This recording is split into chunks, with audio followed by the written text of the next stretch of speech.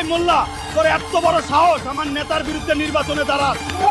তোরে যদি আরেকবার এলাকায় দেখি তাইলে তোর খবর আছে। আমি কোন নেতাদের সরাসরি কিছু বলি না, আর তুই হলি এই নেতার চামচা, তাই তোরেই বইলা দিলাম ইলেকশন থেকে জলদি সরে যা।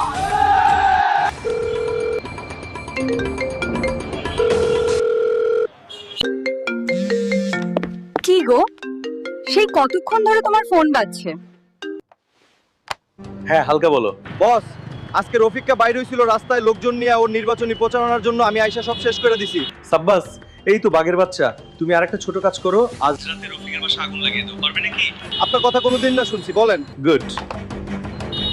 বস তো বুদ্ধিটা ভালোই দিল, কাজটা আরো আগে করার দরকার ছিল। এবার রফিককার খেলা শেষ, যেমনেই হোক আমার নেতারে তো জিতাইতেই হইব।